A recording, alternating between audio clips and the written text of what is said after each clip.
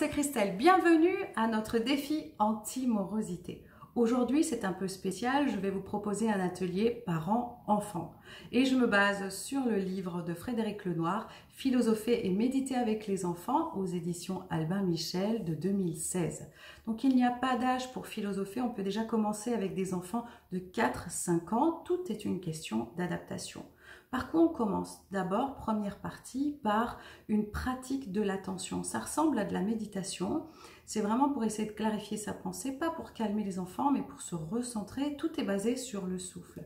Donc, je vais vous lire ce que Frédéric Lenoir explique sur la pratique de l'attention. Les principes de cet exercice de l'attention sont simples. Il s'agit de ne rien attendre, d'être simplement présent, ici et maintenant, dans son corps. Pour cela, on se met de préférence en position assise, le dos bien droit, les mains posées sur les genoux, paumes ouvertes ou fermées. On ferme les yeux ou bien on les garde mi-clos en regardant le sol devant soi. Puis on place son attention sur la respiration, sur le souffle qui va et vient dans son ventre et dans ses poumons. On laisse passer les pensées qui ne cessent de surgir. On les observe sans jugement, sans s'y attacher, sans les retenir. Et on revient sans cesse à l'attention au souffle et aux sensations corporelles. Donc on va vraiment essayer de respecter le rythme de sa respiration pour essayer de balayer un petit peu nos pensées. Ensuite, on va passer à l'atelier philo. Donc la philo dans ce contexte, c'est vraiment de pouvoir échanger, donner son avis, mais dans un cadre bienveillant. J'ai pris quelques recommandations d'après ce livre pour vraiment essayer de faire une structure d'atelier. Donc tout d'abord, on va aménager un espace qui va favoriser la discussion, peut-être en cercle, en tailleur, par terre, sur le canapé, face à face.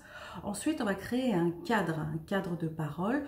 On peut utiliser un bâton de parole, un morceau de bois qu'on aura décoré ou même un simple stylo suffit. C'est surtout symbolique pour l'enfant, l'adulte qui a le bâton de parole, c'est celui qui parle et on le respecte, on l'écoute. On essaye de ne pas être dans le jugement, pas être dans les moqueries, mais simplement de pouvoir écouter et ensuite après de pouvoir rebondir.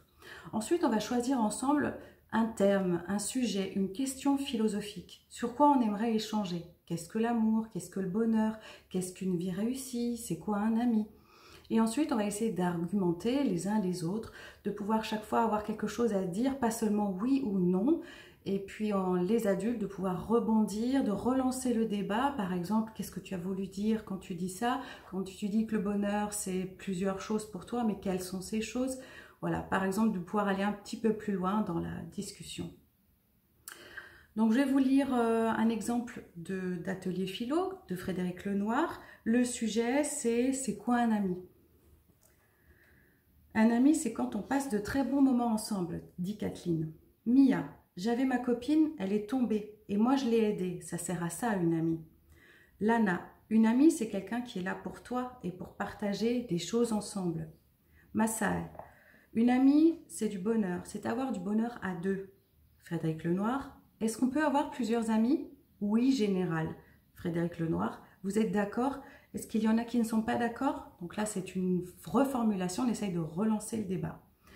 Donc voilà, avec ce livre, il y a bien sûr beaucoup de fiches techniques derrière sur différents thèmes qui peuvent être aidantes.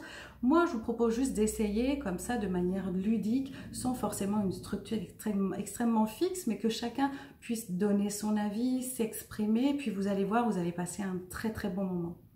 Voilà, c'est tout pour aujourd'hui. Je vous remercie. On se retrouve demain 11h30 parce que garder le moral est un défi de chaque jour. Défi anti-morosité. Très belle journée.